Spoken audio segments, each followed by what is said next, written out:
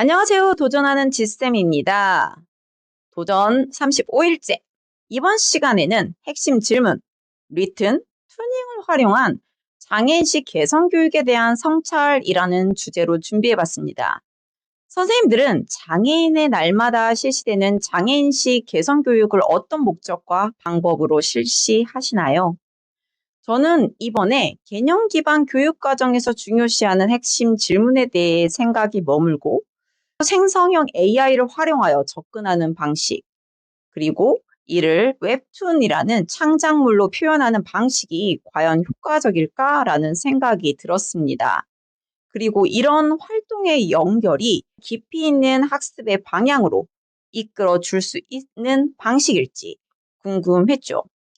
절반의 성공, 절반의 실패라고 생각하는 것에 대해 수업 성찰을 나눠봅니다. 이 학습 순서는 다음과 같습니다. 첫 번째, 핵심 질문 제시 및 탐구 질문을 선정하기입니다. 두 번째, 생성형 AI와 대화를 통해 탐구 및 정리하기입니다. 세 번째, 같은 핵심 질문별로 모여서 탐구 결과 공유하기입니다. 네 번째, 팀별로 4컷 만화 주제 및 스토리보드 제작하기. 마지막 다섯 번째, 웹툰 제작 및 공유. 네, 그럼 1단계부터 하나씩 살펴보도록 하겠습니다. 1단계, 핵심 질문 제시 및 주제 선정입니다. 저는 우선 장애인식 개선 교육과 관련하여 생성형 AI에게 핵심 질문 5개를 제시해달라고 했습니다. 이 질문이 마음에 들지는 않았지만 시간이 없어서 기준을 확 낮추고 진행을 해봤습니다. 이 질문 5가지를 들여다보면 첫 번째, 장애에 대한 사회적 인식은 어떻게 형성되었고 이는 어떤 문제점을 야기할 수 있을까요? 3명이 선택을 했던 주제입니다. 두 번째, 장애인들이 직면하는 어려움은 무엇이며 이를 해결하기 위해 어떤 노력이 필요할까요? 7명이 선택해서 탐구를 진행을 했고요. 세 번째, 장애에 대한 올바른 인식을 형성하기 위해 어떤 교육이 필요하며 어떻게 교육을 효과적으로 진행할 수 있을까요? 아무도 선택하지 않았습니다. 네 번째, 장애인식 개선 교육은 장애인과 비장애인 모두에게 어떤 의미를 가지고 있을까요? 무려 9명이 선택을 했던 질문이었고요. 마지막 5번째, 장애인식 개선 교육은 어떤 방식으로 지속적으로 발전하고 확산될 수 있을까요? 역시 교육적 방식에 대해서는 학생들의 관심이 없네요. 0명이었습니다. 이렇게 학생들이 질문을 선택을 했는데요. 이 3번과 5번 질문은 이 장애인식 개선 교육 자체에 대해 이제 묻는 질문이었고, 솔직히 저는 해마다 진행되는 이 장애인식 개선 교육에 대해 학생들이 그동안의 경험과 이 비판적 사고를 바탕으로 생각을 확장해 나갈 수도 있지 않을까라는 생각에 질문을 수정하지 않고 그대로 놓았었죠. 그런데 역시나 3번과 5번은 아무도 선택하지 않았고, 장애인식 개성 교육에 대한 이 방식에 대한 고민은 교사가 하는 걸로 라는 결론을 내려봅니다. 그럼 2단계, 생성형 AI와 대화를 통해 탐구 및 정리하기입니다. 학생들은 핵심 질문 5가지 중 한두 가지 주제를 선택하여 리튼과 질문을 통해 탐구하고 슬라이드 한쪽에 정리를 했습니다. 어, 제가 이 리튼과 대화하며 탐구 질문에 대해서 이 탐색한 게 이 학생들이 이제 생각을 정리하는데 얼마나 도움이 되었는지 사후에 설문을 통해서 이제 점검을 해 보았는데요. 다음과 같은 이제 그래프 이제 분포를 보였습니다. 1점과 4점을 준 학생이 있어서 그 이유가 무엇인지 이제 확인을 해 보았는데요. 1점과 4점을 준 학생들은 제 설명을 제대로 못 들어서 AI를 활용하지 않고 검색을 통해서 진행하였다고 하네요. 그리고 이제 10점 만점을 준 학생들이 무려 이제 8명, 42%가 있었는데요.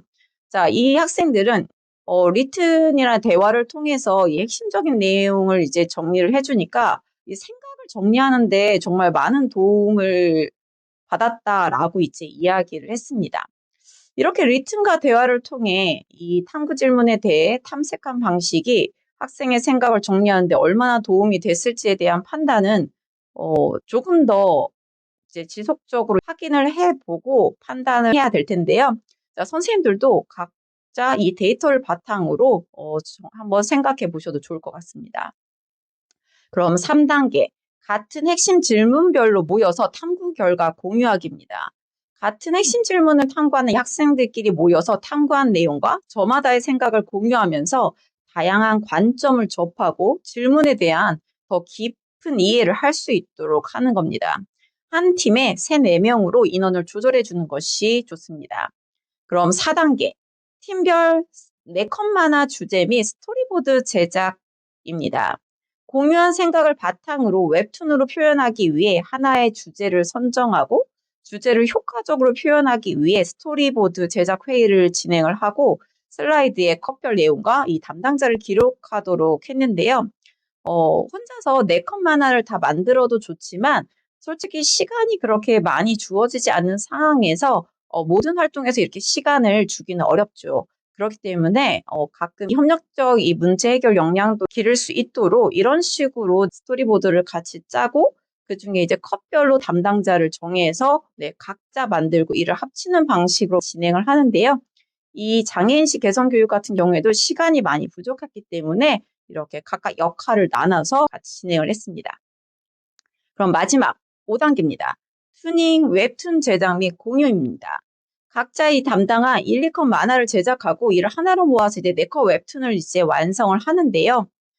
그런데 이 웹툰 제작하는 것이 2번째였던 이 학생들 아직은 익숙하지 않아서 생각보다 시간이 이제 오래 걸렸습니다. 공유하는 시간을 가졌으면 좋은데 이 시간이 부족해서 슬라이드에 또는 튜닝 보드에 공유한 것을 이제 보면서 마무리를 했습니다. 그래서 이제 또 물어봤습니다. 이 튜닝의 웹툰으로 이 창작하는 활동이 장애인식 개선 수업에 적절한 활동이라고 생각하는지 학생들은 이렇게 응답을 했습니다. 대부분 긍정적으로 8.9점, 10점으로 이제 응답을 했고요. 저는 약간 이제 고민이 되는 부분이 있었습니다. 이렇게 손쉽게 캔바나 튜닝 등으로 웹툰이나 포스터 등을 제작할 수 있기에 많은 활동에서 이런 에듀테크 도구를 활용하고 있죠.